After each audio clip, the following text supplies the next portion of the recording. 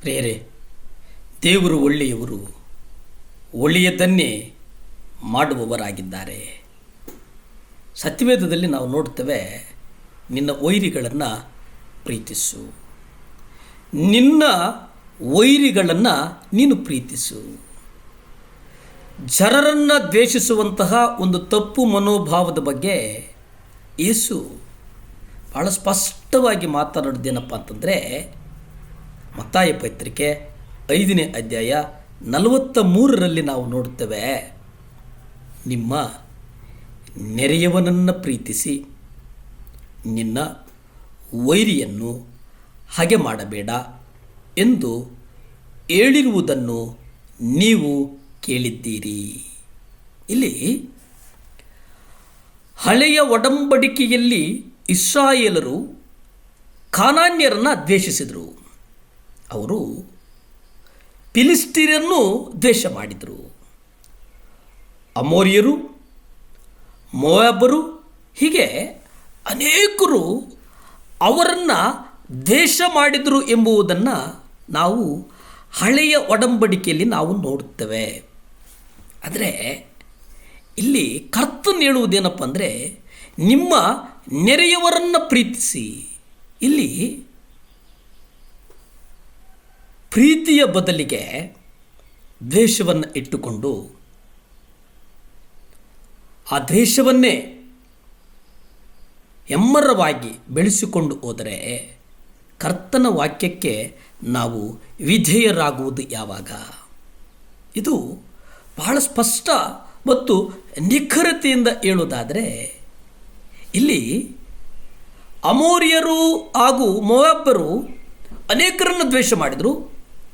ಅವರು ನಾಶ ಮಾಡುವ ಒಂದು ಉದ್ದೇಶವನ್ನು ಹೊಂದಿದ್ದರು. ಅದಕ್ಕೆ ಯೇಸು ಸ್ವಾಮಿ ಹೀಗೆ ಹೇಳ್ತಾರೆ, ನಾನು ನಿಮಗೆ ಹೇಳ್ತೇನೆ, ನಿಮ್ಮ ಶತ್ರುಗಳನ್ನು ಪ್ರೀತಿಸಿರಿ. ನಿಮ್ಮ ಶತ್ರುಗಳನ್ನು ನೀವು ಪ್ರೀತಿ ಮಾಡಿ, ನಿಮ್ಮ ಶತ್ರುಗಳನ್ನು ನೀವು ಪ್ರೀತಿ ಮಾಡಿ ಎಂಬುದಾಗಿ ಇಲ್ಲಿ ನಾವು ಗಮನಿಸ್ತೇವೆ. ಹಾಗಾದರೆ ಕಾಲಮಾನಗಳಲ್ಲಿ ದೇವರು ಬದಲಾಗಿದ್ದಾರಾ? ಇಲ್ಲ. ಈ ಮನುಷ್ಯನಿಗೆ ಯೇಸು ಕ್ರಿಸ್ತನು ಜೀವಿಸಿದಂತೆಯೇ ಜೀವಿಸುವ ಅತ್ಯುನ್ನತವಾದಂಥ ಸಾಧ್ಯತೆಗಳಿವೆ. ಅದರ ನಡುವೆ ಹಳೆಯ ಒಡಂಬಡಿಕೆಗಳಲ್ಲಿ ಮನುಷ್ಯನು ಯೇಸುವು ಜೀವಿಸಿದಂತೆ ಜೀವಿಸುವುದಕ್ಕೆ ಸಮರ್ಥನಾಗಿರಲಿಲ್ಲ. ಪವಿತ್ರಾತ್ಮನಿಲ್ಲದೆ ದೇವರು ಬಯಸುವ ರೀತಿಯಲ್ಲಿ ನಿಮ್ಮ ಶತ್ರುಗಳನ್ನು ನಿಜವಾಗಿಯೂ ಪ್ರೀತಿಸುವುದು ಅಸಾಧ್ಯವಾಗಿತ್ತು.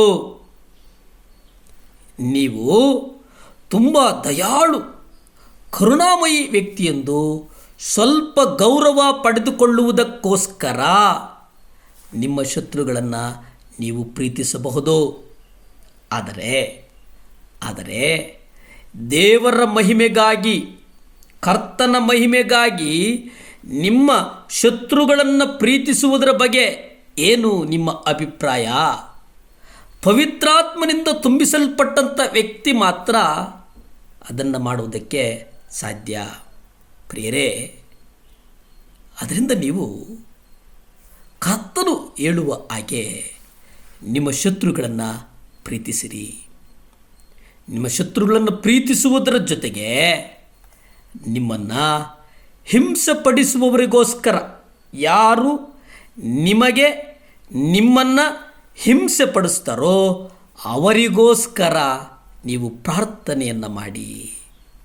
ನೀವು ಅವರಿಗೋಸ್ಕರ ಪ್ರಾರ್ಥನೆಯನ್ನು ಮಾಡಿದರೆ ಸಾಕು, ಕರ್ತನು ನಿಮ್ಮನ್ನು ಆಶೀರ್ವದಿಸ್ತಾನೆ, ಕರ್ತನು ನಿಮ್ಮನ್ನು ಸ್ಥಿರಪಡಿಸ್ತಾನೆ, ಕರ್ತನು ನಿಮ್ಮನ್ನು ಘನಪಡಿಸ್ತಾನೆ. ಪ್ರಾರ್ಥಿಸಿಕೊಳ್ಳೋಣ. ಭೂಮಿ ಆಕಾಶಗಳನ್ನು ಉಂಟು ಮಾಡಿದಂಥ ಸರ್ವಶಕ್ತನಾದಂಥ ದೇವರ ಸ್ತೋತ್ರಪ್ಪ. ಅಪ್ಪ, ಒಪ್ಪಿಸಿಕೊಡ್ತೇವೆ ಸ್ವಾಮಿ. ನಡುನೆತ್ತಿಯಿಂದ ಕಾಲಿನ ಕಿರುಬೆರಳಿಗೂ ನಿಮ್ಮ ರಕ್ತ ಚೆಲ್ಲಲ್ಪಡಲಿ ಸ್ವಾಮಿ. ಯೇಸುವೆ ಅಪ್ಪ, ನಮಗಾಗಿ ಸ್ವಾಮಿ ಹೊಸ ಜೀವಿತವನ್ನು ಕೊಟ್ಟಿದ್ದಕ್ಕಾಗಿ ಸ್ತೋತ್ರಪ್ಪ. ಹೊಸ ದಿನವನ್ನು ಕೊಟ್ಟಿದ್ದಕ್ಕಾಗಿ ಸ್ತೋತ್ರ ಸ್ವಾಮಿ. ಅಪ್ಪ, ನೀವು ಹೇಳ್ತಿರಲ್ಲ ಸ್ವಾಮಿ, ಶತ್ರುಗಳನ್ನು ಪ್ರೀತಿಸಿರಿ ಎಂಬುದಾಗಿ ದೇವರೇ, ಆ ಹೃದಯ ನಮಗೆ ಕೊಡು ಸ್ವಾಮಿ. ಯೇಸುವೇ, ನಿಮ್ಮ ಕಲ್ವರಿ ರಕ್ತ ನಮ್ಮ ಮೇಲೆ ಚೆಲ್ಲಲ್ಪಡು ಸ್ವಾಮಿ. ಮನ್ನಿಸುವಂಥ ಗುಣ ಕೊಡು ಸ್ವಾಮಿ, ಮನ್ನಿಸುವಂಥ ಗುಣ ಕೊಡು, ಸಹಾಯ ಮಾಡು, ಆಶೀರ್ವದಿಸು. ಯೇಸುವಿನ ನಾಮದಲ್ಲಿ ಬೇಡ್ತೇನೆ ತಂದೆ. Amen, amen. ಹಲ್ಲೆಲೂಯಾ.